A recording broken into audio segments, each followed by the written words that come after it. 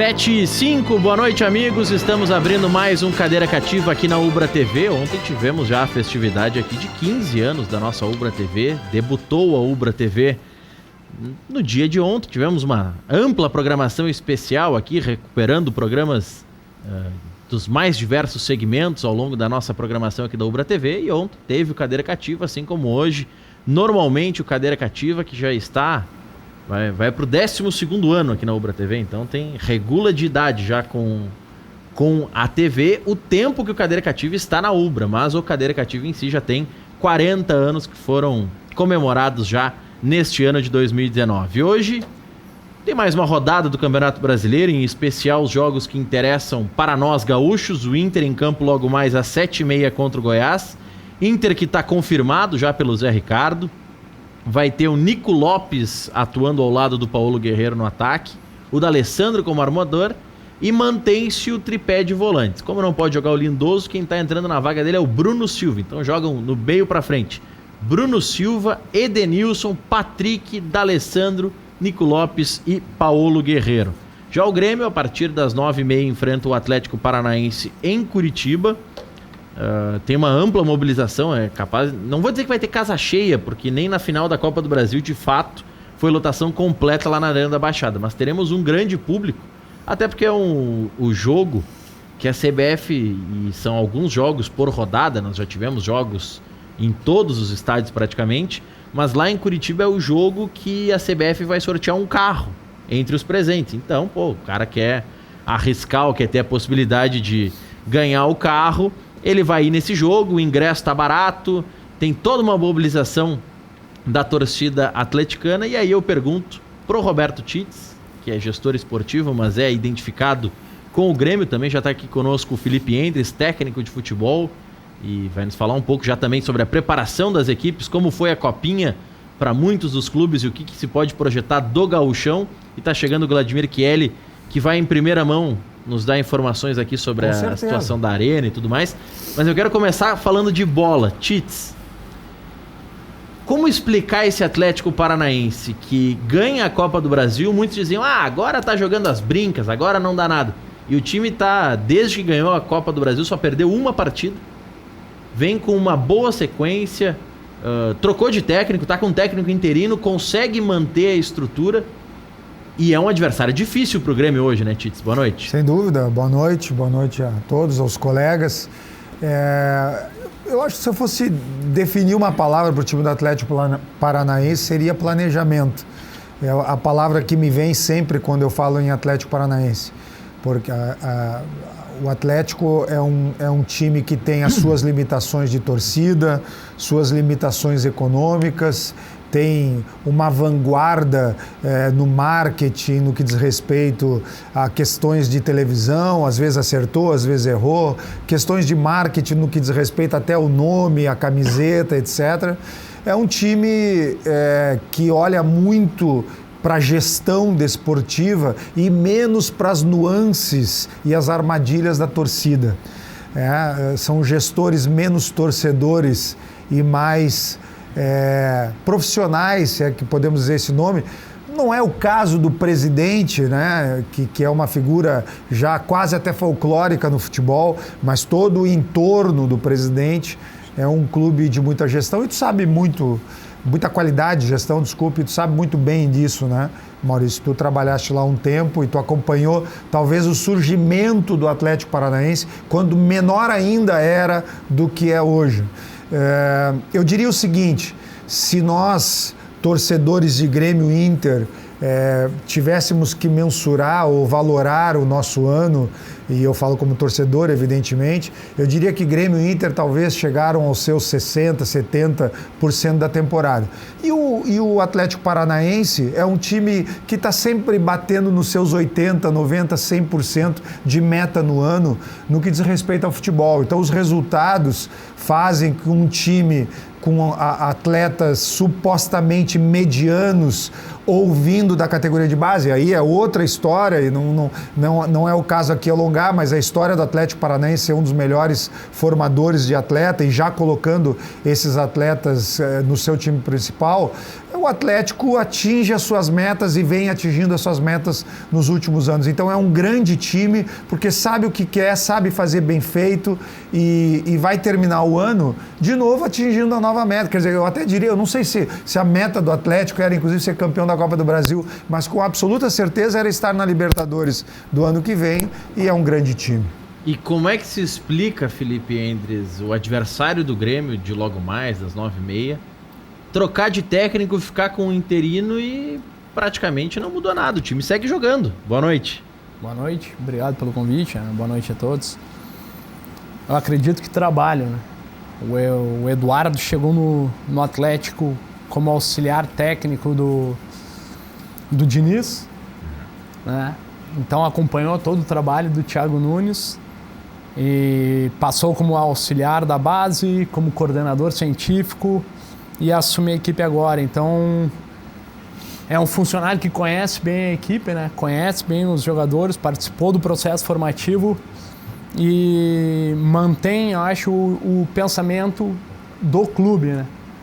Acho que quando o clube contrata o Diniz, tem um pensamento em ter a bola, em ter a posse de bola.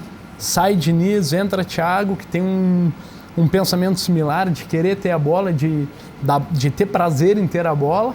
E o Eduardo passa pelos dois, então continua mantendo esse mesmo pensamento, essa mesma mentalidade, né? E acho que a grande curiosidade é quem que vai assumir o ano que vem, como que vai trabalhar e o que vai agregar a esse time. Eu vou pegar esse gancho do que o Felipe falou, Vladimir Chieli, conselheiro do Grêmio, é a pessoa que mais sabe sobre essa negociação da Arena. O presidente Romildo, quando vai dar entrevista, conversa com o Chieli para estar atualizado sobre tudo. Então, não combinei nada. Não combinamos nada, mas e tudo que eu estou dizendo é absolutamente verdade. O Chieli é um grande advogado que está auxiliando o Grêmio, o departamento jurídico, o presidente Romildo nessa questão. Mas antes de entrar nessa seara, que certamente vão chegar muitas perguntas sobre isso, Chieli, o gancho do que disse o Felipe Endres, do gostar de ter a bola, do trabalhar dessa maneira. Eu já vi gremistas defenderem aqui no Cadeira Cativa que o Grêmio, por decidir começar a jogar dessa forma, abandonou um pouco as suas raízes. E foi essa falta de competitividade que fez com que acontecesse o que aconteceu no Maracanã. Como que você, enquanto conselheiro do clube, interpreta isso? E de que maneira pode, se tem que corrigir alguma coisa, se corrigir o rumo para 2020? Boa noite. Boa noite a todos, pessoal. Boa noite. Essa questão, sabe que nós estávamos discutindo isso no último jogo na Arena, ali na turminha da tribuna. Alguns conselheiros estavam discutindo essa questão. O Grêmio realmente perdeu um pouco a sua característica combativa, né? Aquela característica de enfrentamento até o último suspiro do segundo tempo. Mas, por outro lado, ganhou uma consistência clássica de futebol que efetivamente os clubes brasileiros, somente os cariocas, né, tinham isso no passado, nem os paulistas tinham. Nós temos hoje uma constituição defensiva, de meio de campo e ofensiva, que trabalha de uma forma harmônica exatamente em cima da posse de bola. E veja bem, veio de um treinador que participou, talvez, de um dos momentos mais áureos do Grêmio combativo, do Grêmio de enfrentamento, e de um Grêmio, inclusive, com jogadores técnicos na época, né? Nós tínhamos o Mário Sérgio, né, que participou. Paulo César Caju, jogadores eminentemente técnicos, mas que foram introduzidos naquele momento específico da decisão do Mundial.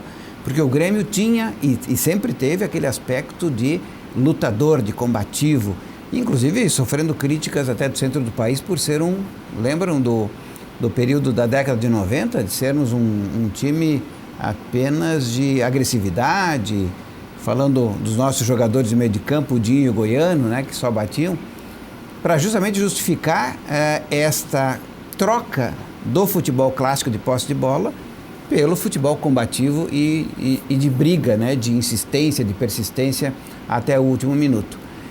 Eu não vejo no frigir dos ovos nenhum prejuízo para um modelo de jogo ou outro. Não há um prejuízo para o Grêmio, porque o Grêmio acaba ganhando de um jeito ou de outro.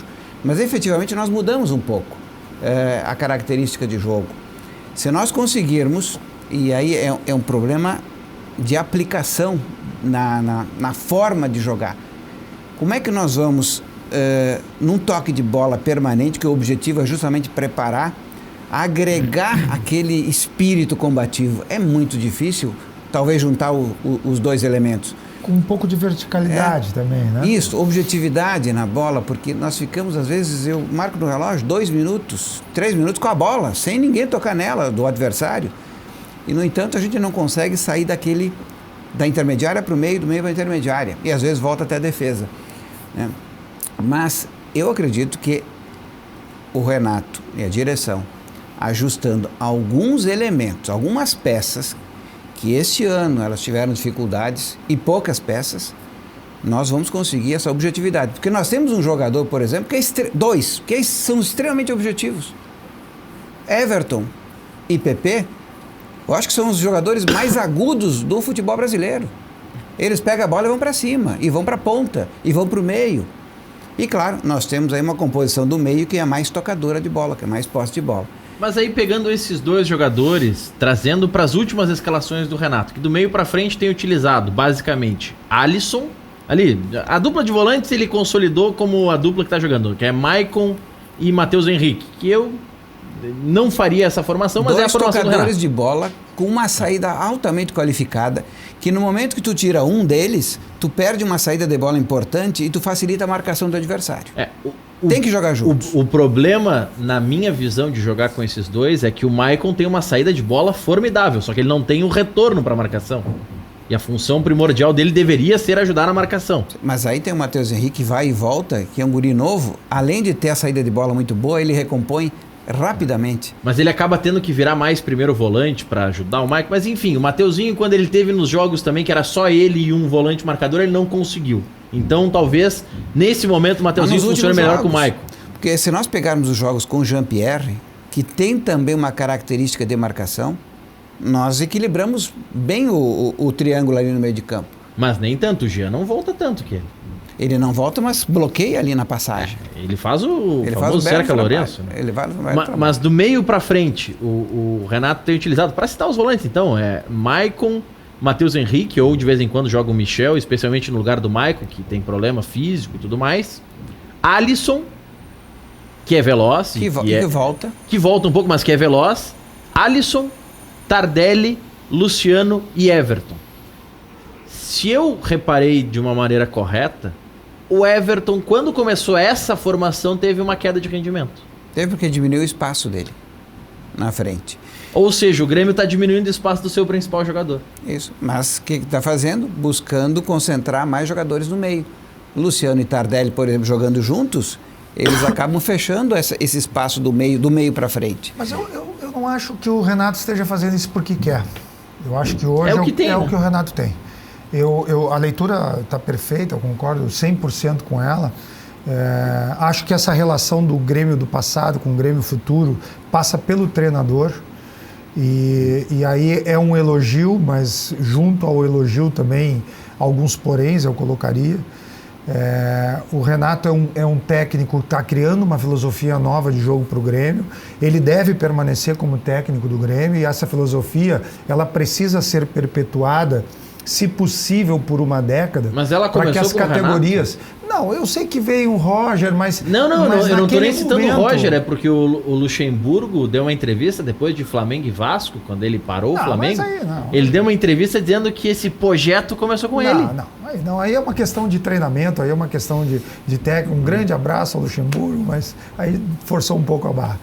O modelo de treinamento. E até quando formos falar da questão do entorno da Arena. Até gostaria de sonhar que um dia a gente venha a ter mais campos ali e um ginásio para a gente mudar um pouco também a filosofia da categoria de base. Aí eu falo base mesmo, porque boa parte da base atual do Grêmio, na verdade, são jogadores que já vieram semi-prontos ou vieram de olheiros, né? Mas aquela base da categoria de 12, 14 anos para baixo, eu acho que nós tínhamos que pensar um pouco futebol diferente no Grêmio. É a minha opinião, mas enfim, depois a gente discute um pouco isso. Mas com relação, eu acho que o Renato tem que ficar e nós temos que chegar a uma década para que o que vem de baixo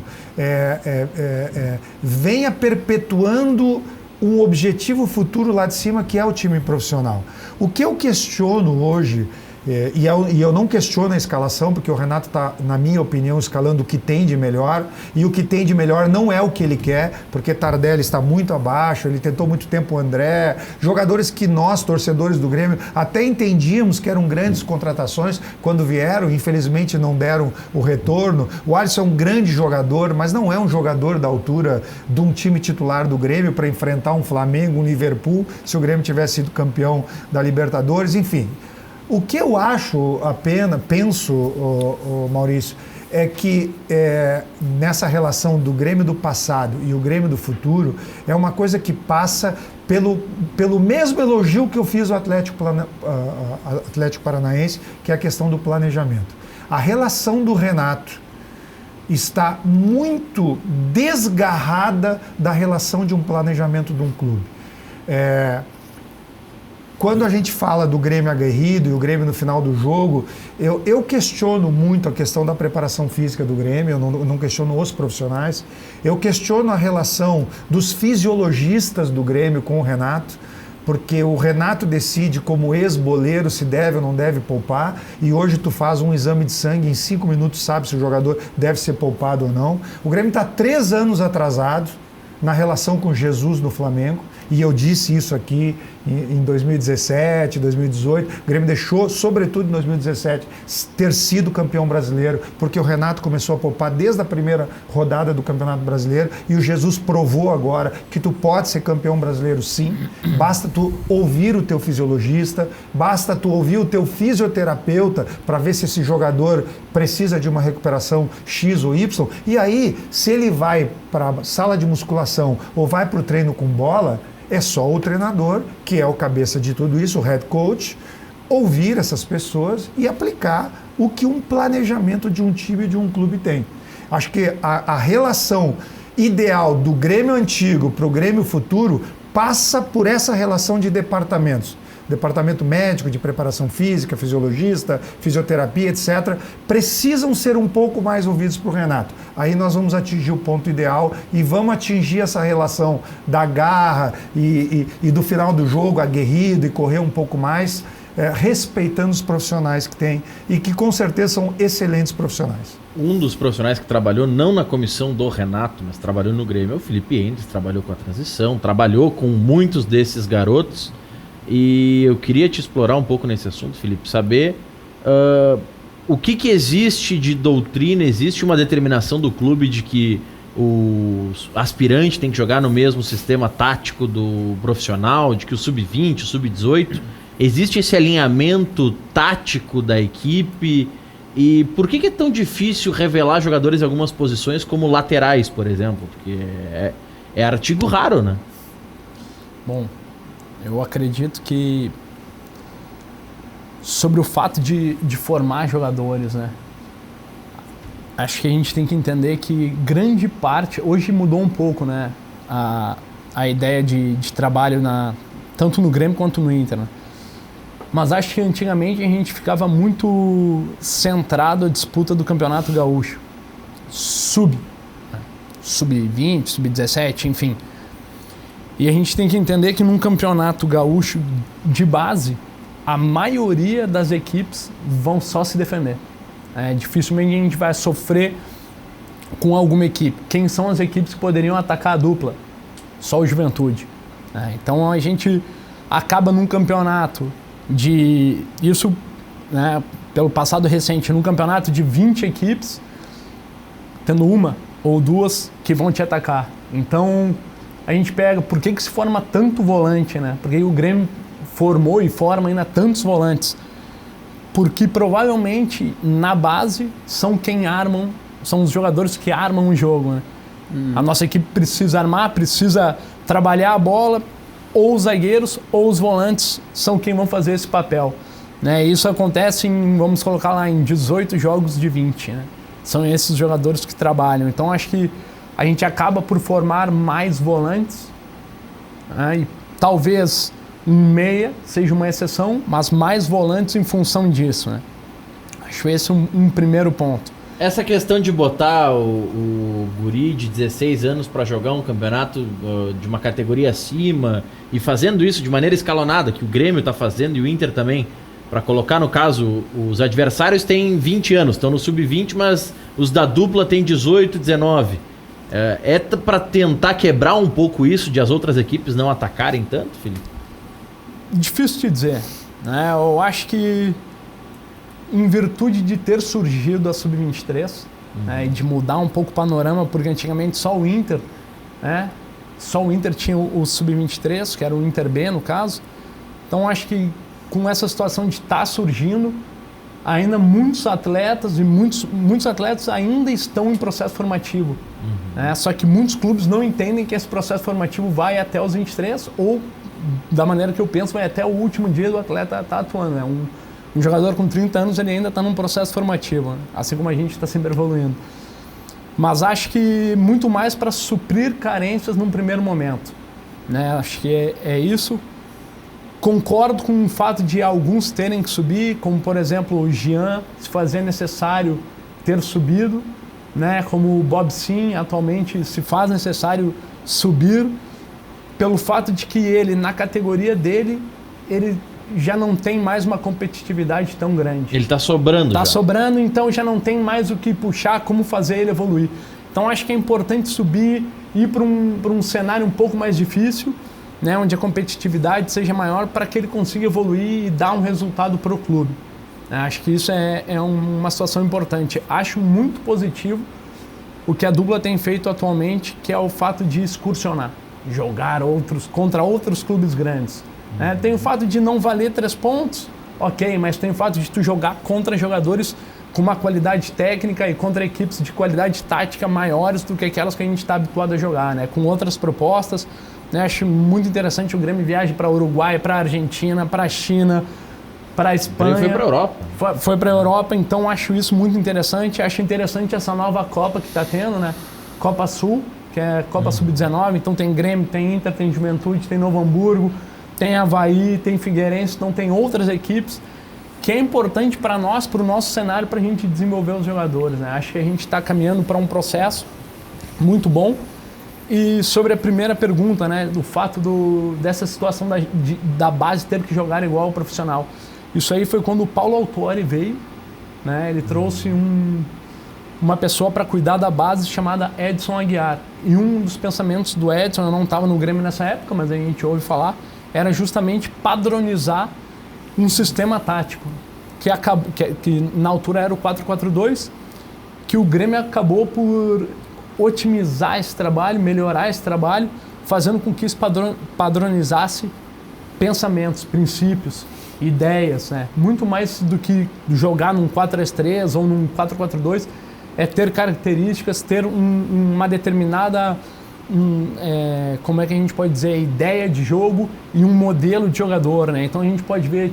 Tu tem que propor o jogo independente se é no 4-2-3-1, no 4-1-4-1. Exato, mas ter jogadores com determinadas características para determinadas posições. Então a gente vê Arthur, Mateuzinho, Darlan, Bob Sim, Friso, todos volantes com o mesmo perfil, o mesmo ideal, o mesmo estilo. Já se abandonou aquela questão de um volante, de um volantão, de um cara alto. Já não é isso que se prima tanto, né? Hoje querem volantes técnicos, Renato, mas que saibam marcar. O Renato gosta da altura. O Renato disse que escalou o Michel contra o Flamengo e não o Darlan por conta de 5 centímetros. Mas aí nós estamos falando do profissional. Aí foi no jogo aqui, foi no 1-0, não foi lá também. Mas daí já não é o processo formativo, né? Não é a base. Não, foi no jogo do Campeonato Brasileiro. Sim. No Campeonato Brasileiro, jogo recente. Sim. Que o Matheus Henrique estava na seleção olímpica. E a diferença de altura do Matheus Henrique para o Darlan é 5 centímetros. E aí o Michel é mais alto que ambos. Que os dois. Sim. Mas aí o Renato disse, não, eu não coloquei o garoto pela questão da bola aérea, mas com o Matheus Henrique funcionava. Mesmo sendo baixinho. Mas a bola aérea pode ser a bola parada, né? A bola parada. Eu acho que o Grêmio projetou a bola aérea no Rio de Janeiro, né?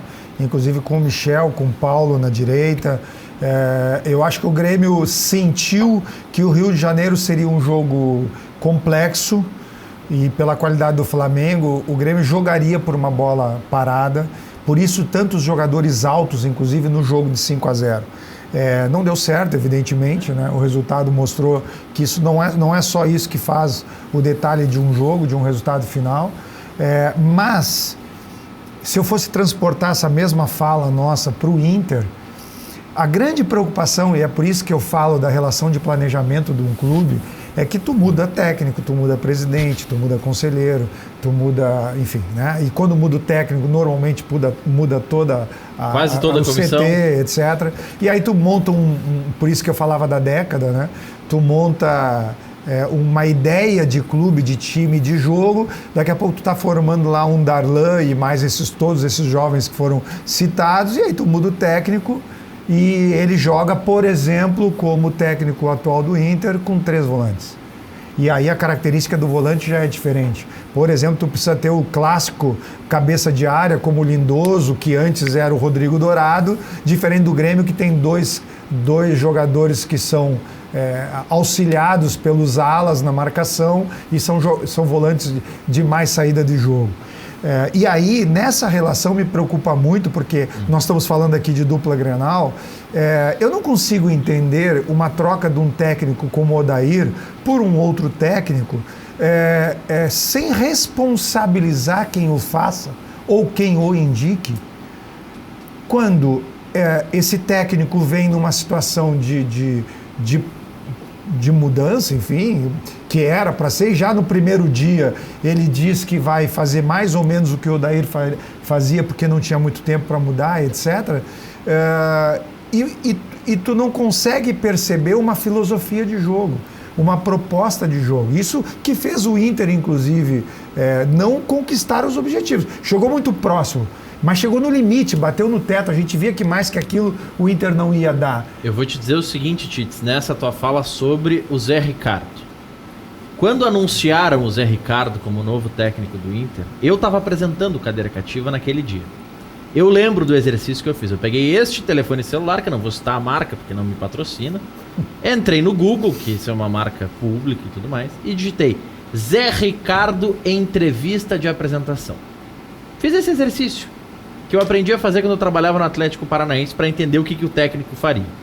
Eu digitei Zé Ricardo apresentação. Caí, salvo engano, na apresentação do Zé Ricardo no Botafogo, em que ele deu o discurso exatamente nessa linha. Vou manter a base do trabalho bem feito que estava sendo realizado aqui. E eu disse aqui no Cadeira Cativa, pode conferir aí, pode buscar o dia que o Inter anunciou no site oficial o Zé Ricardo. Eu disse, olha, se o Zé Ricardo der o mesmo discurso que deu no Botafogo, e a tendência que dê, porque o técnico é o mesmo e o prazo é menor ainda, no Botafogo ele chegou em agosto, imagina, no Inter ele chegou em outubro, o prazo era menor ainda para mudar alguma coisa. Se ele der o mesmo discurso, ele vai repetir o que o Odair está fazendo. E foi exatamente o que ele fez. E só não repetiu no primeiro jogo porque o Patrick estava suspenso. Porque estava suspenso. Estava suspenso. Acharam que ele tinha revolucionado. Exatamente. E não sei o quê, mas era só suspensão. Ao invés de manter a mudança que ele fez, ele voltou. Então, por quê? Mas por que eu trouxe esse assunto? Podemos até já pensar nos jogos de hoje e falar daqui a pouco do profissional. Mas só para finalizar o que falávamos antes. Então significa que o Grêmio vai ter a vida inteira 2 volantes armadores e que os alas vão ter que marcar e fazer o reco-reco, vai e vem, e o Inter eternamente vai jogar com 3 cabeças de área, onde um tem que ser mais recuado, porque é o clássico, aquele que fica na frente da zaga, e é o que o Lindoso está fazendo para ter 2 volantes. Esse tipo de relação vem ao encontro do que eu falava antes. Essa é a hora que o técnico não pode ter tanto poder. O clube tem que ser maior. Se eu for contratar um técnico para mudar, a primeira coisa é fazer uma entrevista com ele. O que tu vai mudar com os jogadores que eu tenho? Agora, se a filosofia do clube, e eu não estou dizendo que o Inter está nem certo nem errado, estou fazendo uma análise do que aconteceu. Agora, se a filosofia do clube é jogar com 3 volantes eternamente, o Zé Ricardo estava correto na contratação. Quer dizer, o Inter estava contratando corretamente. Mas aí o discurso do presidente não pode bater com isso que nós estamos analisando. Ou é para mudar, ou não é para mudar. Ou tem uma filosofia, ou não tem uma filosofia. E essa é a relação da gestão que não pode ser tão torcedora e ser um pouco mais profissional. Mas aí, Tite, no caso do Inter, eu vou te dizer o seguinte. As atuações do Inter depois da demissão do Odair o credenciam mais como um excelente técnico do que as últimas atuações quando ele estava no comando do Inter. O que o Inter está deixando de produzir e voltando para as mesmas soluções do Odair mostram cada vez mais que o Odair tirava leite de pedra. Sem dúvida. Que o Odair levou esse grupo ao limite. Que o Odair achou a fórmula, não a fórmula que ele gosta de atuar, porque o Felipe pode me confirmar isso. O técnico, ele pode ser o mais revolucionário do mundo. Se ele chegar num grupo que ele só tem na estrutura defensiva 3 zagueiros bons, ele pode ter que botar o 3-5-2. Se daqui a pouco ele não tem os laterais corretos que voltam para marcar, ele tem que transformar os caras em ala. Ele pode odiar o 3-5-2, mas se for a condição de jogo, né, Felipe? Ele tem que fazer. É o que o grupo... A filosofia de jogo parte muito do grupo. E aí, por isso que o Tite está falando é correto. Quem define o sistema de jogo não é o técnico. Ele pode colaborar. É o grupo. Só que por que o Atlético Paranaense funciona? E eu volto, por exemplo, do primeiro clube que nós citamos hoje. O Atlético Paranaense quer contratar Vladimir Chieli como técnico pro ano que vem. Márcio Lara, ou Paulo André, ou Mário Celso Petralha, ou o Dr. Luiz Salim Emed, que é o presidente administrativo. Petralha é do Conselho Deliberativo. Parece que teve de novo no hospital, mas tá tudo bem com o Petralha. Ao que consta, pelo menos. Ele teve um tempo internado, voltou para Curitiba e passou de novo no hospital para fazer um check-up. Então, Márcio Lara, o Paulo André, que é o gerente executivo de futebol. O Márcio Lara é o vice de futebol, mas também vice-eleito. Um desses vai chegar pro Chieli e vai falar: Chieli, o nosso clube joga assim, assim, assim. Tu tem que botar tantos jovens para jogar. No estadual nós vamos colocar o Sub-23 e eu quero que você assista esses jogos, interaja com o técnico do Sub-23 para montar uma estratégia adequada, para buscar jogadores ali para reforçar o teu time. A nossa metodologia é essa, essa e essa. Tu topas? Se tu não topar, eles não vão te contratar porque tu tem um nome ou um sorriso bonito, ou porque tu domina o vestiário. Por isso que não é o Zé Ricardo que está errado. Quem está errado é quem contratou o Zé Ricardo. Exato. Eu não tenho dúvida disso. E hoje eu questiono a saída do Odair justamente porque eu imaginava que o Odair tinha que sair. Eu fui um dos que disse aqui que achava que era o momento para o Odair sair. O que teve de Colorado arrependido porque disso? Eu imaginava... Não, e hoje eu não sou colorado, mas eu me arrependo de ter dito isso. Porque eu imaginava que o treinador que viria para fazer modificações, que é o que não aconteceu. E aí eu coloco na conta do Odair para reflexão, e aí nós temos um outro técnico aqui para conversar também, se o Odair, no final das contas, não saiu, por uma única coisa que o Zé Roberto está fazendo diferente. O Zé Ricardo, desculpe. Está fazendo diferente, que é a presença do D'Alessandro o jogo inteiro. A força do D'Alessandro no vestiário e a força eventual do D'Alessandro na relação com o Odair para um time que não alcançou títulos. Bom, se eu não alcanço títulos e tenho o D'Alessandro no banco, eu estou pedindo para ter problema dentro da história do Internacional. E aí talvez o Odair tenha caído, porque a troca simples e direta dos dois treinadores, tirando a relação do D'Alessandro, não se justifica. A questão que eu falei, pode comentar essa também, Felipe, mas a questão que eu falei do grupo, de o grupo acaba definindo como tu vai jogar, né?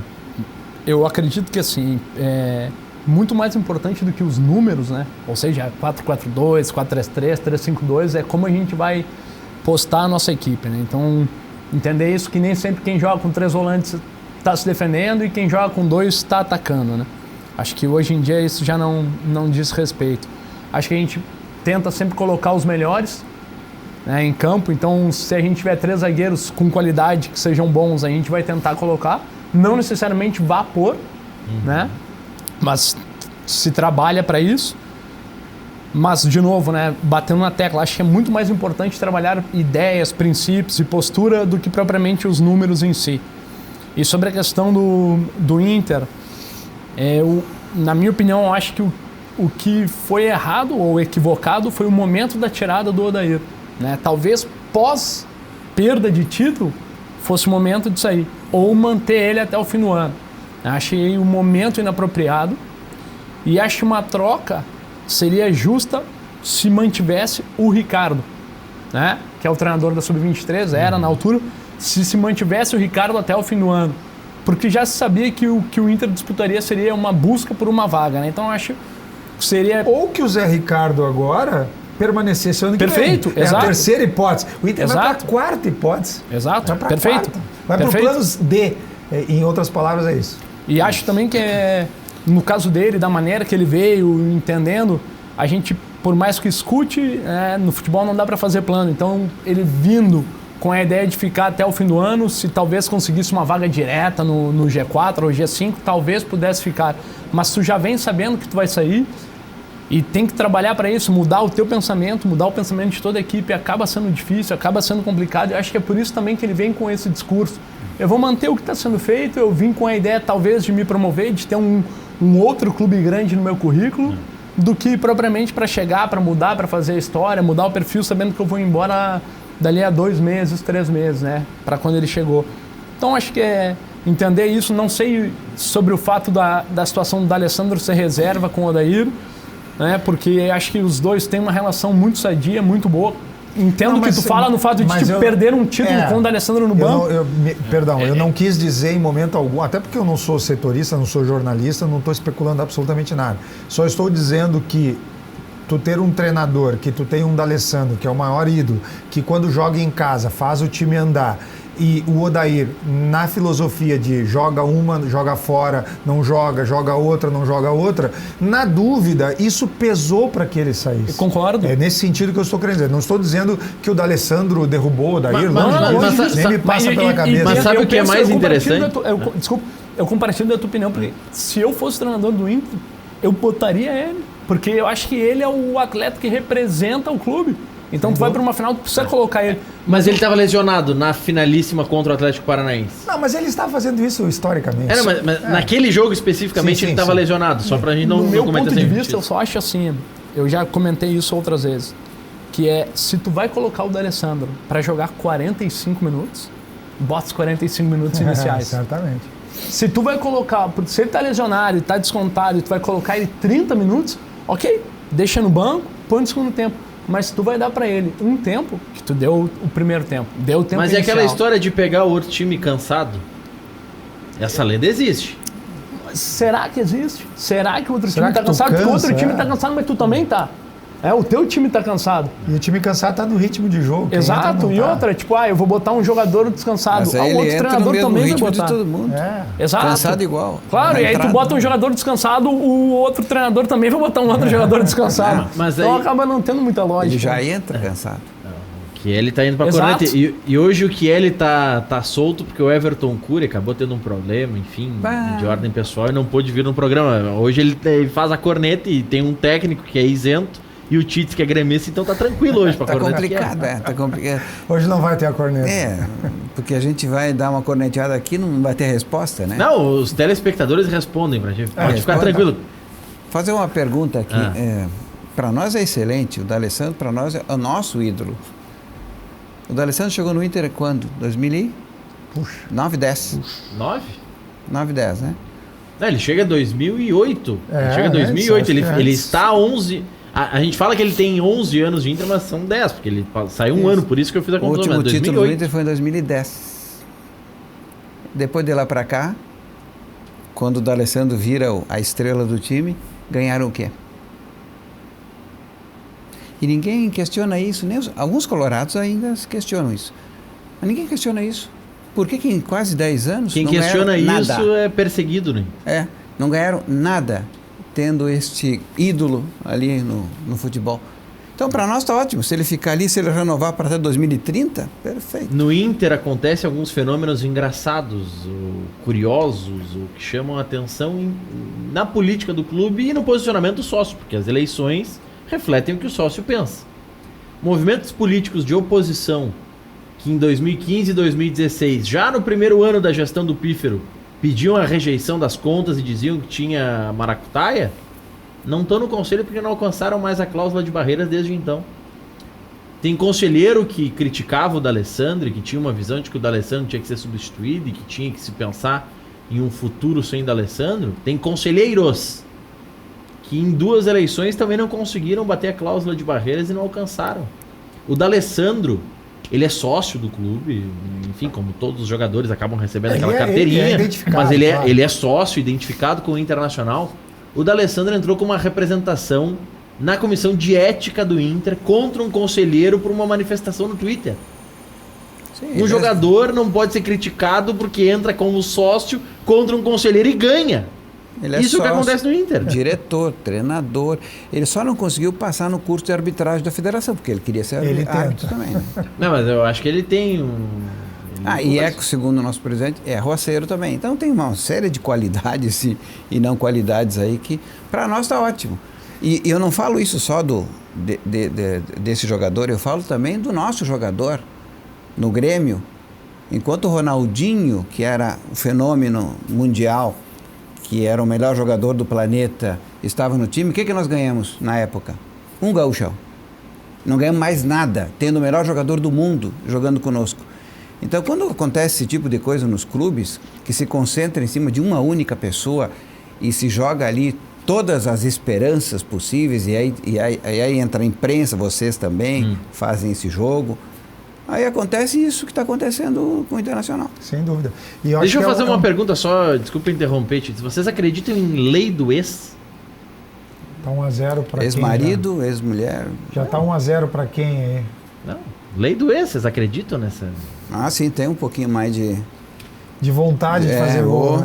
Né? Não sei se é vontade ou não, mas o Goiás abriu o marcador agora contra o Internacional no Beira-Rio. Então teve aquele qual dos dois o Hulk não, como é que é? O He-Man. O He-Man, né? Rafael Moro, 1-0, o VAR validou, havia dúvida se a bola entrou ou não, e o VAR confirmou, gol do Goiás, 1-0 pro Goiás no Beira-Rio com 16 minutos. Jogo de alto risco pro Goiás, hein? Pode perder. Alto risco. Mas alto risco pro Goiás. Tirando a corneta do conselheiro e um torcedor que não é tão torcedor doente assim. Aliás, eu faço a gentileza de dizer que eu sou gremista, porque sou torcedor gremista, de fato, e torço. Mas a minha formação de treinador e de gestor é sempre mais forte. Eu concordo com essa avaliação, porque, na verdade, eu admiro muito o D'Alessandro. Eu acho o D'Alessandro um grande jogador e acho que o D'Alessandro é um cara inspirador, inclusive, por questões dentro e fora de quadra. E gosto muito pela identificação que ele tem com a camisa do Inter, quando, inclusive, ele quer apitar o jogo, ele arranja confusão, etc. O erro está justamente em dar essa liberdade para ele e centralizar na figura dele como sendo a pessoa que tem que gerir tudo isso dentro do Internacional e inclusive dentro do campo. A gente pega o exemplo do Flamengo agora, que tem jogadores com a característica do D'Alessandro, se nós imaginarmos o D'Alessandro 10 anos a menos, evidentemente, como Everton Ribeiro, Arrascaeta, e aí eu posso já chamar o Bruno Henrique, o Gabigol, que são estrelas da grandeza do D'Alessandro, e que o Flamengo não permitiu que um deles se transformasse isso. Até o Zico, que é o grande ídolo, na época, nós Pelé, que somos mais velhos aqui, Pelé, tinha uma divisão de possibilidades no Santos. Hoje, eu fiz parceria com o Santos, trabalhei dentro do Santos. A gente sabe a idolatria que tinham pelo Edu na relação com o Pelé, do Coutinho, do camisa 5 da seleção, agora me fugiu o nome, inclusive da seleção principal da década de 70, enfim. A gente sabe o que era aquele time do Zico com o Leandro, que era um cracaço de futebol, Adílio, que era um jogador acima da média. Essa relação do Ronaldinho Gaúcho para o Grêmio e do D'Alessandro para o Inter é uma produção que é permitida e aí é fora do campo. D'Alessandro é o que é hoje porque me permitiram que ele fosse. Porque o D'Alessandro poderia ser um Arrascaeta ou um Everton Ribeiro dividindo o estrelato dentro do time se tivesse uma liderança fora do campo que começa pelo treinador e que não teve. E esse é o grande problema do Inter hoje. Eu vejo... Quem deveria ser essa liderança fora do campo, em alguns momentos, se utiliza do escudo que é o D'Alessandro. E aí eu vou te dizer o seguinte, hoje eu vejo o grande problema do Inter não é o D'Alessandro. Eu vejo que botam para o presidente do Inter uma relação e eu não... existe um executivo lá, que é o Caetano lá, raramente, o Caetano... Não importa se foi ele que indicou ou não esse atual técnico, mas se ele é um gestor dentro do clube, a figura do presidente tem que ser tirada um pouco de lado e entender essa filosofia que nós falávamos lá. Eu não aceito que um time com a história de formação do Internacional, que passa por Mauro Galvão, Falcão, e aí a gente pode falar um monte de jogador, começamos o programa falando de lateral que não se forma mais, a gente ouvia lá o velho Abílio dizendo que lateral se forma em casa, com Cláudio e etc, e Vacaria, etc, enfim, se bem que o Vacaria eu acho que não foi formado no Inter. Mas onde estão os jogadores da base do Inter hoje? Aonde estão? Como que o técnico permite que jogadores, com a idade dos jogadores, inclusive o D'Alessandro, não abriram portas para esses jogadores da categoria de base do Inter? Adianta ter um 23 histórico, como o Inter formou, se esses jogadores não chegam a profissional? Essa falha que está tendo no Inter, inclusive que permite que o D'Alessandro seja o que é hoje, é que faz o Inter ter vindo de uma Série B com a desculpa que para permanecer na Série A não poderia botar jogadores da base. Quando o Grêmio está fazendo dinheiro e está cada vez botando mais jogadores porque o treinador permite. Então, eu acho que não é a figura do D'Alessandro um grande problema. É o entorno do D'Alessandro que passa por quem determina o que é a filosofia e os conceitos do clube. Uma visão, um contraponto especialmente ao Chielli, que é mais ácido nas críticas e nos posicionamentos. Eu vou ler a mensagem do telespectador, do César do Maitá, vou chamar o intervalo e depois eu passo para réplica ou tréplica, como queira. Vamos lá, gurizada, vamos cornetear. Boa noite. O Grêmio teve um ano tão medíocre quanto o do Inter, e o senhor gremista aí caiu na ladaia do Renato. Tão rindo pra não chorar. César do Maitá. Não diria que o ano de nenhum dos dois foi medíocre. Quem ganhou o Gauchão? Me conta aí. Mas Gauchão conta agora? Se nós estamos empatados na mediocridade, quem ganha um títulozinho, mesmo que seja de eleitor, já tá acima. Mesmo sendo nos pênaltis. Mesmo, ganha o título, Aquele título do Gauchão foi quem consolidou o Paulo Vitor como goleiro do Grêmio. Então ganhar foi ruim. Tem as consequências, tem tudo que é bom, também tem as por que tu não citou a Recopa Gaúcho? O Renato conta nos títulos, o 6-0 na Avenida. Também, mas essa é um pouquinho menor que o Gauchão, né? Mas igual é título, né? Título. Mas aí não é defesa da corneta, vale a corneta. Quando eu falei lá no início do Atlético Paranaense, falei em 60%, 70% de objetivos para o Grêmio. Quando eu coloco o Grêmio um pouco mais, eu incluo sim o Gauchão com muito prazer. Agora, detalhes fazem um time, fazem vitórias. E tu falou uma coisa, não sei se foi de propósito ou sem querer. Um dos detalhes do Grêmio não ter ido um pouco mais adiante foi o goleiro. Eu não tenho dúvida disso. E a gente vai debater depois do intervalo. Nós já voltamos.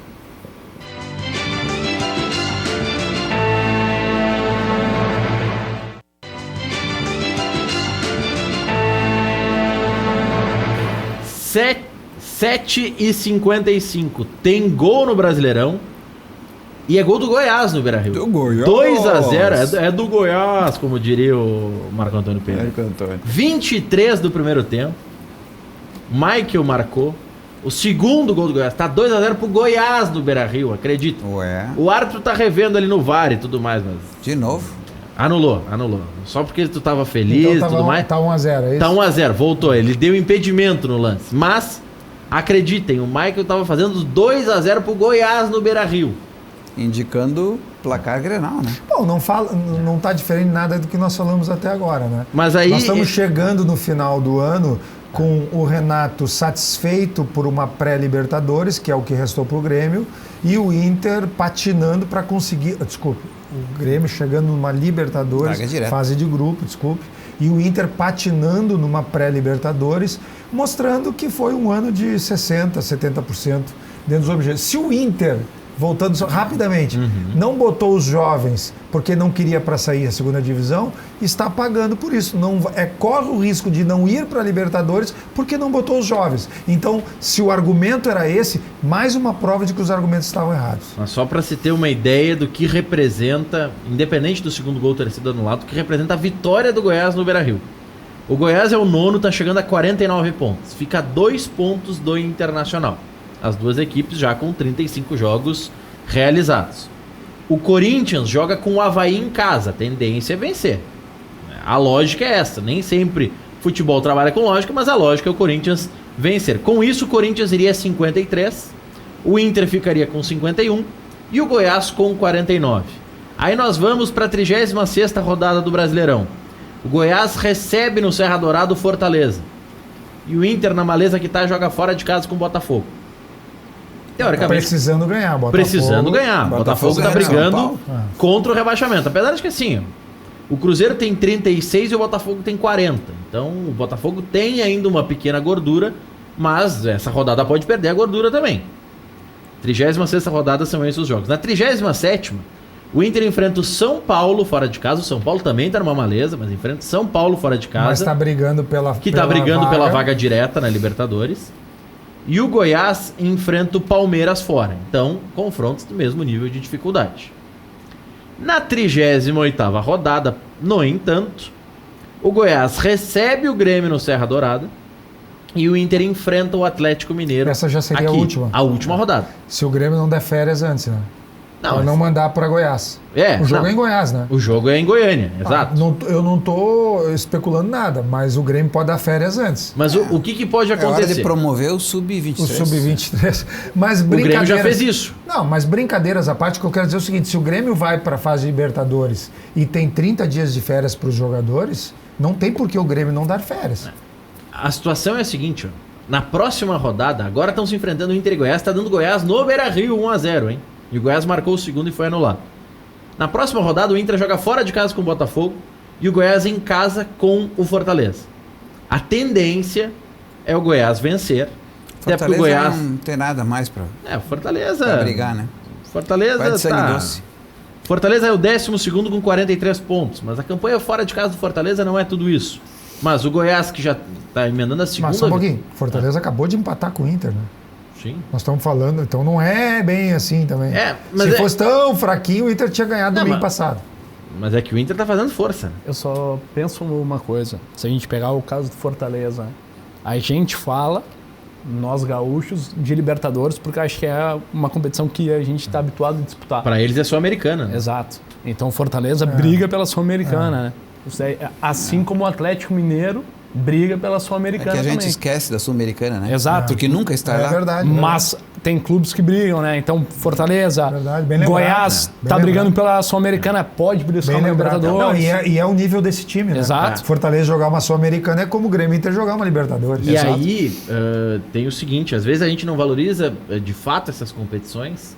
Quando o Bahia começou a dar uma desequilibrada ali, que enfrentou o Inter e perdeu pro Inter lá na Fonte Nova, continua desequilibrado. Mas ali foi quando começou a balançar, porque perdeu 3 seguidas em casa e tudo mais, como mandante.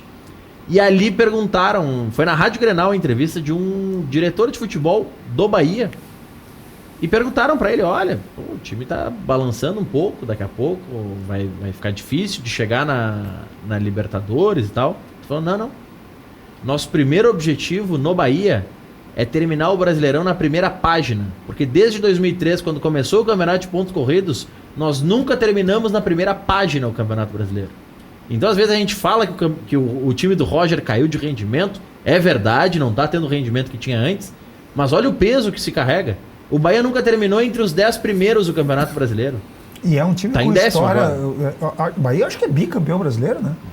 Tem história. É um dos primeiros campeões, ainda que quando não era Campeonato Brasileiro, que o primeiro foi o Atlético, e depois ganhou do Inter, né? O Bahia, se eu não me engano, é bicampeão brasileiro. E só fazendo um adendo sobre planejamento, né, que tu comentaste no início, o Bahia vai disputar o Baiano com o Sub-23. Não é com o time do Roger, vai ser com o time do Dado Cavalcante. E com um marketing belíssimo lá. Perfeito. Né? É um time bem estruturado, com torcida, quando enche aquele estádio, é maravilhoso. É questão do poder econômico do país, né? Querendo ou não, são times que mesmo com torcida vão ter sempre mais dificuldades do que os times do sul do país, né? Mas aqui, ó, o Inter que eu tava falando, o Inter dos últimos 15 pontos, considerando os 3 que estão em disputa que o Inter tá perdendo agora, o Inter ganhou 5. 30%. 30% é o aproveitamento do Inter. O Goiás ganhou 7 em 15. O Goiás está em quinto no segundo turno. O Goiás tá bem no segundo turno, o Goiás tá crescendo. Foi bem. E acho que é o time que, se eu não me engano, é o time com maior gols sofridos do brasileiro. Pode pesquisar aí. E com certeza o que mais tomou goleada no Brasil. Sim, tomou 2... Tomou 6-0. Não, foi 6-2. 6-2. Foram 2 6-2 jogando domingo 11 da manhã. Se não é o pior, tá entre os 2 piores em termos de gols contras. O Goiás levou 54 gols e o Avaí, para você ter uma ideia, levou 52. É o pior. E o Avaí tá na zona de rebaixamento. Não, rebaixado.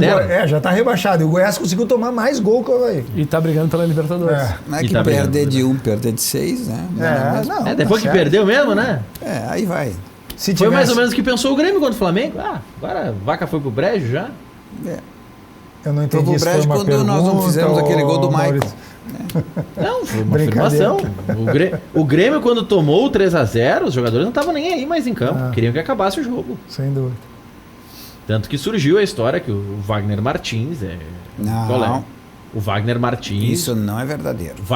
Wagner Martins, jornalista, estava trabalhando no jogo, no Maracanã, e apoiado com imagens no Fox Sports, disse que o Alisson conversou com os jogadores do Flamengo para dar uma segurada. Não, para não fazer gracinha. Porque aí ia dar pontapé.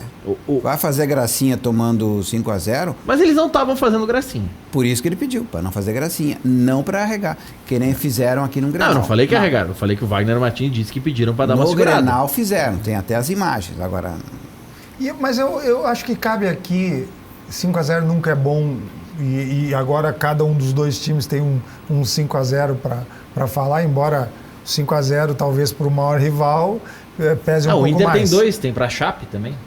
Também. Mas eu acho que cabe, nesse momento, lembrar e valorizar o título do Flamengo de Libertadores e Campeonato Brasileiro com muita antecedência para justificar que se perdeu por um time que disparadamente é o melhor time do Brasil. E acho que eu entendo o Renato nesse diálogo de vestiário. Não sei se como gestor eu aceitaria tão facilmente isso, mas enfim...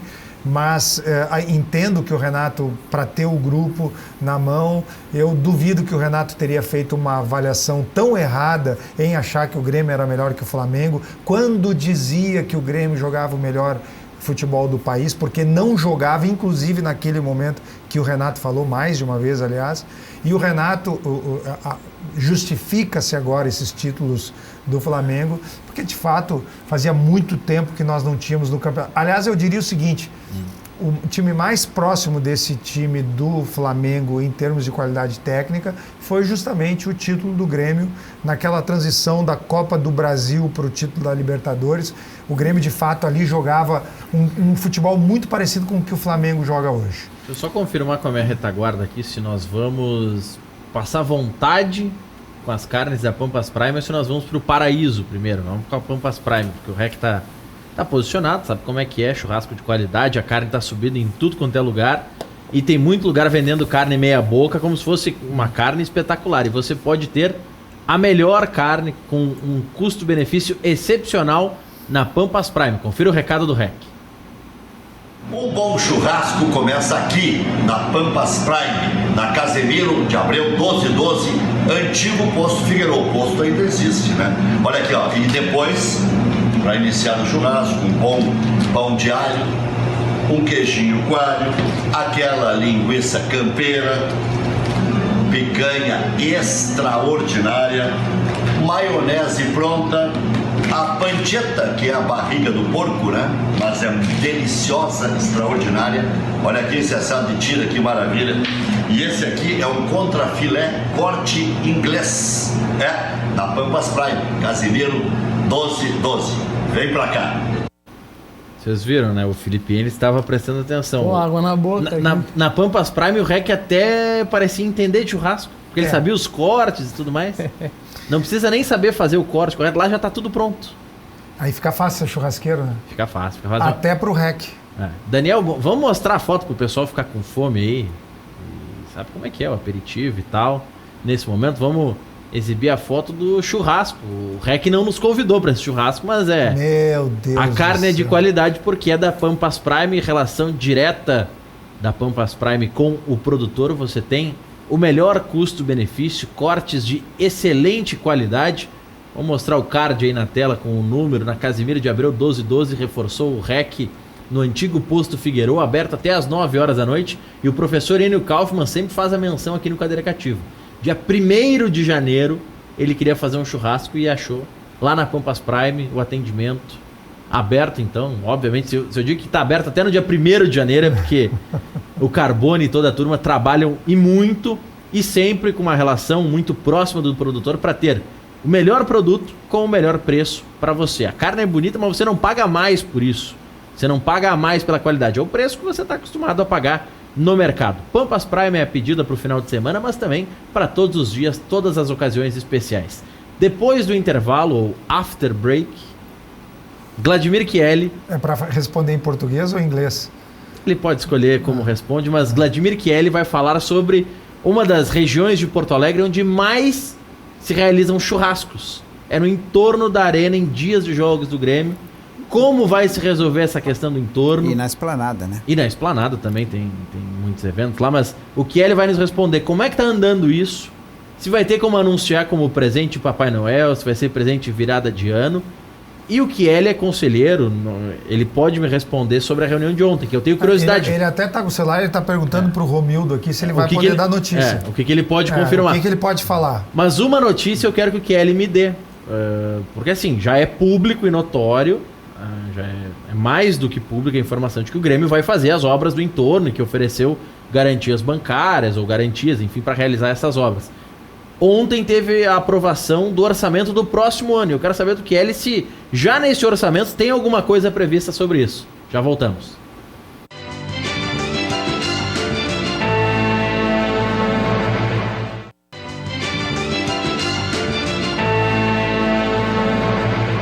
Oito e 10 de volta com o nosso Cadeira Cativa, recebendo Vladimir Chieli, conselheiro do Grêmio, Roberto Titz, gestor esportivo, e o Felipe Endres, técnico de futebol. Tá passando aí na tela o recado da Sinal Choque, que é a solução já há 25 anos aqui em Canoas, com venda de peças automotivas, mas também é a solução para você deixar o seu carro novo outra vez. O carro do REC vai ficar zerado porque tá lá na Sinal Choque. Só falar com o Rafael, tá aí o número passando na tela, no texto, correndo no vídeo. Rua Europa 51, no centro de Canoas.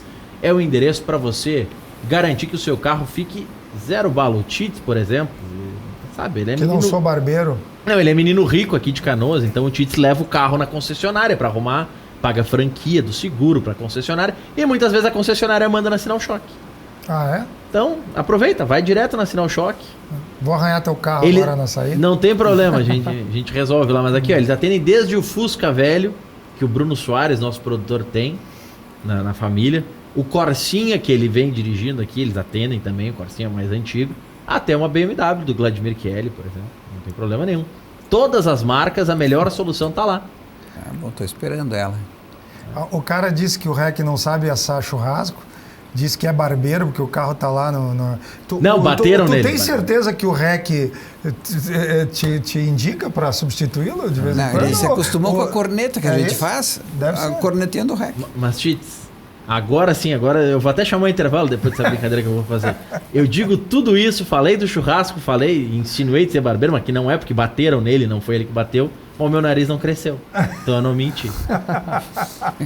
Chieli, não vou chamar intervalo coisa nenhuma. Fala pra gente o que dá pra falar pro torcedor gremista que tá ansioso pra dizer que a gestão da arena é sua, pra se associar, porque tem cara que diz, não, eu não vou dar dinheiro porque o dinheiro vai cair na conta da OAS, eu quero dar dinheiro quando for do Grêmio. O que tu pode dizer pra esse torcedor nessa época, porque tá chegando o prazo e tá chegando a hora do anúncio. Vou até pegar a carteira aqui, ó. Vou pegar a carteira. Eu posso dizer exatamente o que o presidente já tem conversado com todos, já tem dado entrevista em relação a isso. É claro que foi uma construção muito complicada ao longo desse ano inteiro. Desde novembro do ano passado, Nós estamos trabalhando a questão do Tribunal de Contas, que conseguimos passar por essa fase difícil em março. Depois foi construído todo um procedimento de relação com o Ministério Público e o Poder Judiciário para sair o acordo judicial lá de maio. E nesse acordo judicial, dependia da aprovação do Conselho da Caragones, que na verdade Caragones é uma empresa da Caixa, 80% é da Caixa Federal. Só que a dificuldade, inclusive fomos a Brasília, conversamos numa reunião grande com o presidente da Caixa, 2 vice-presidentes, diretores, estava o presidente Romildo, o ministro Onyx, o prefeito de Porto Alegre também estava junto, e tivemos uma dificuldade muito grande de poder a Caixa fazer essa homologação, porque as obras do entorno, que dão 43 milhões, passariam a ser responsabilidade da Caragones, empresa da Caixa, assumindo uma obrigação da AOS lá atrás, quando foi firmado o acordo em 2014 com o Ministério Público, e a AOS assumiu as obras do entorno, que dava na época 160 milhões. Então a Caragones assumiria isso. Só que para assumir isso, dentro do acordo judicial, teria que passar pelo Conselho da Caragones. E o Conselho da Caragones é composto por membros da Caixa. E efetivamente não foi adiante isso por um detalhe técnico, por um detalhe legal que poderia ser superado. A Caixa e o Fundo de Investimento do Fundo de Garantia financiam residências, financiam construções, financiam prédios, financiam empreendimentos imobiliários. E as obras do entorno estariam fora desse escopo. Então, não teria como financiar, a não ser o prédio, por exemplo, e não a obra colateral decorrente do acordo que foi feito no passado. Então, com base nessa argumentação jurídica, embora a Caragones, ela pagaria as obras do entorno, realizaria as obras do entorno com o resultado financeiro da operação da venda dos apartamentos que ela produziu lá e da venda das futuras torres ali residenciais do Olímpico. Ela produziria e faria isso, não teria dinheiro novo do Fundo de Garantia em cima disso. Mesmo assim, a enrolação se manteve, a Caixa foi, no nosso entendimento, desidiosa, que é o termo também que o presidente utilizou, deixou o Grêmio esperando para decidir e nós tivemos que forçar a barra para ter uma decisão e ainda ela não veio, né? Ainda está uma enrolação muito grande e o presidente decidiu então adotar um caminho diferente.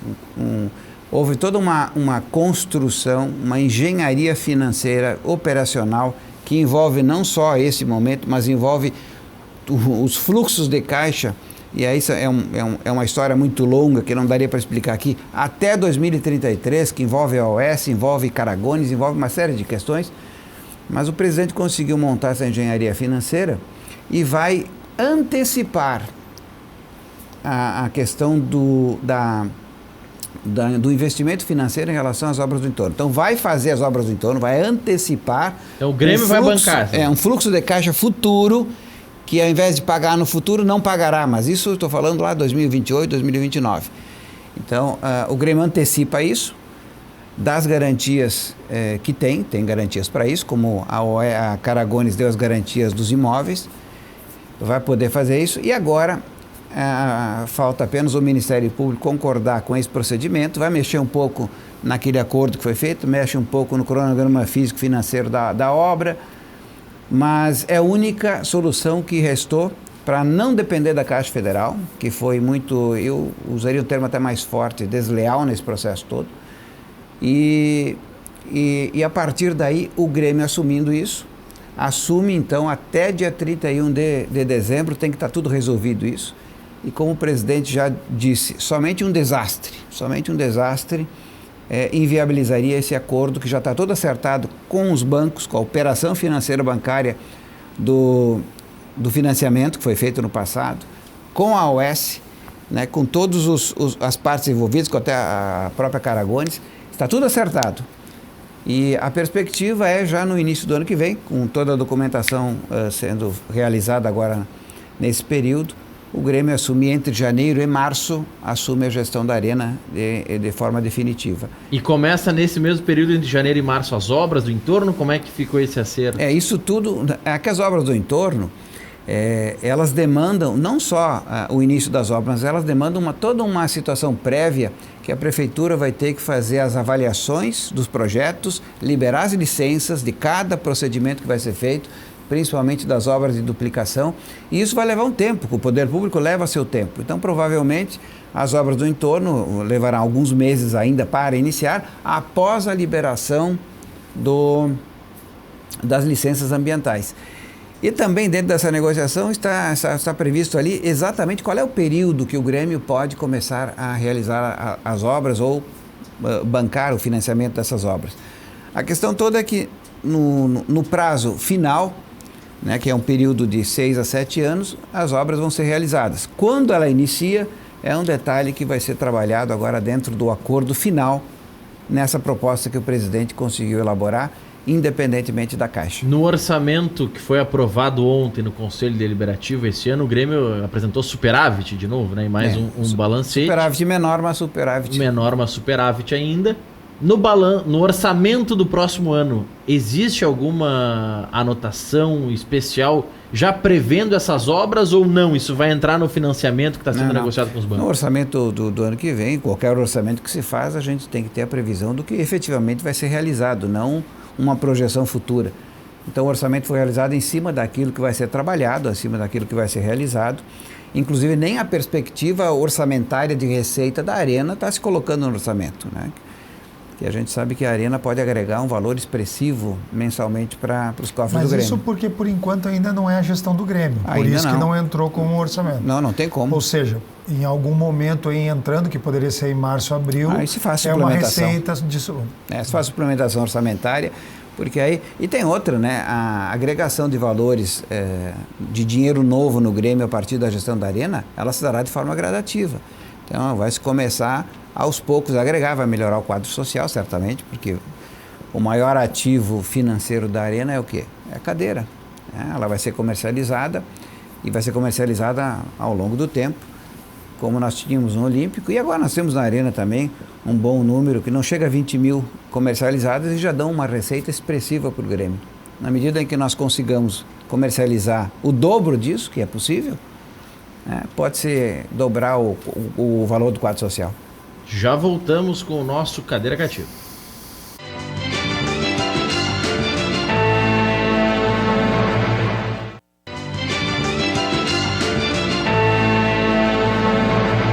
Oito e 21, quero falar para você da Padaria Laúde. Faça seu encontro de negócios ou confraternização na Padaria Laúde, espaço para reuniões com até 20 pessoas. Confira também vasta linha de produtos com receitas exclusivas. Laúde, Assis Brasil 641, encomendas 3362-2020. Padaria Laúde, a pedida para você. Vamos falar sobre os brindes da Fábrica Fantástica Brindes. Brinde é a propaganda inteligente.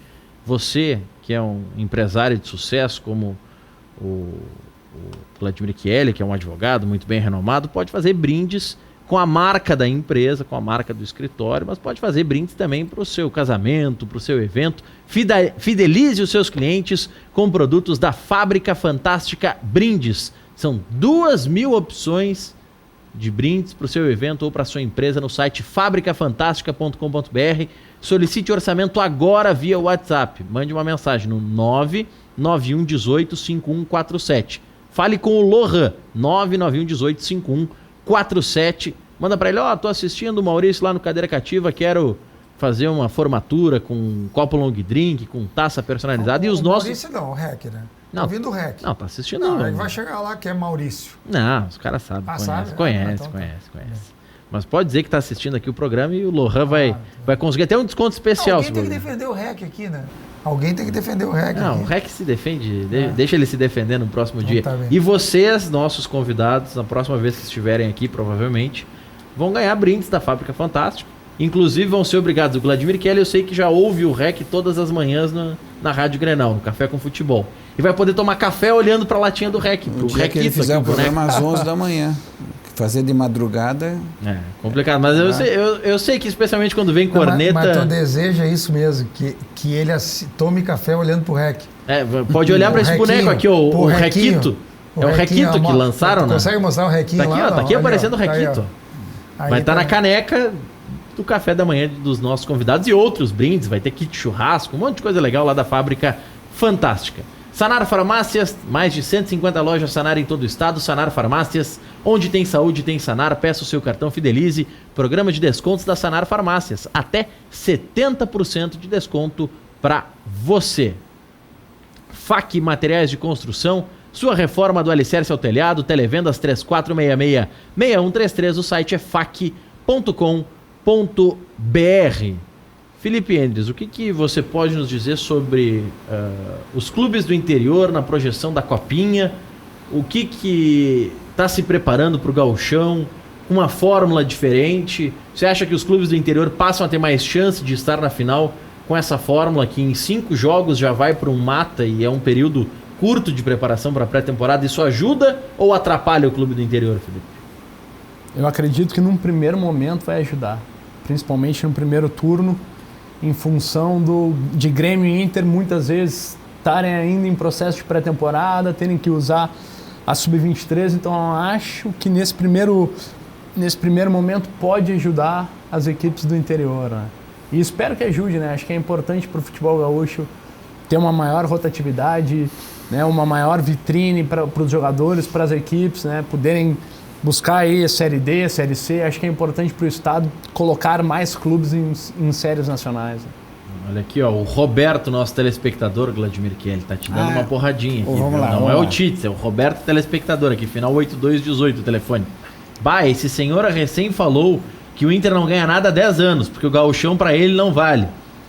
E depois falou que pro Grêmio vale porque ganhou o gauchão, diz ele. E outra, disse que o Ronaldinho era o melhor do mundo. Como que pode falar um absurdo desse na televisão? Tchê, mas tu não acompanhou a decisão da FIFA, que ele foi escolhido o melhor do mundo? Isso é fato, né? Acho que mais de uma vez até. Mais de uma vez, não, Ronaldinho. Quantas vezes ele Ronaldinho ganhou? É um baita jogador, mas e a questão do gauchão? Uma hora vale, outra hora não vale? E acho até que... Vale quando tu tá equilibrado na avaliação. E acho até que o Ronaldinho... Foi em talvez 2004, daqui 2005, a 50 anos, não sei. Então, eu sei que é complicado para a torcida, mas o Ronaldinho, o dia que nós olharmos com o olhar do marketing, eu falo muito de marketing aqui como gestor, inclusive na relação do marketing do Grêmio e do Inter, que eu acho que deveriam se aproximar mais para fazer dinheiro juntos. Acho que o Ronaldinho é um cara que ainda tem muito a dar para o Grêmio, se nós não perdermos a barca. Não, eu sei que o olhar de dirigente é diferente. Não, de mas eu queria aproveitar fazer, me permite, Maurício, cumprimentar como torcedor aqui essa questão do entorno da arena. Já fora do ar, tu me dizia que era uma preocupação minha, que penso que nós deveríamos ter mais campos ali, existe essa possibilidade, pelo que tu disseste, não sei se quiseres... Ali é perto do CT, o Grêmio está trocando a área próximo do Barra Shopping por uma área próximo do CT, né? O presidente falou, já é tranquilo. Está trocando 4 hectares de lá por 10 hectares aqui. Eu só queria acrescentar e pedir a tempo ainda que se pense em colocar algumas coisas de futsal ou eventualmente até um ginásio amador nessa obra, então, nesses terrenos que estão por vir, porque eu acho que poderá um dia ser filosofia do Grêmio usar o futsal também como formação de categoria de base. Obrigado, Tits, obrigado, Kelly, obrigado, Felipe Endres, obrigado aos nossos telespectadores, muitas mensagens que a gente foi ao longo do programa não lendo elas, mas atendendo as dúvidas. Amanhã, a partir das 19 horas, a repercussão dessa rodada. Por enquanto, o Inter está perdendo em casa para o Goiás, 1-0, hein? Boa noite.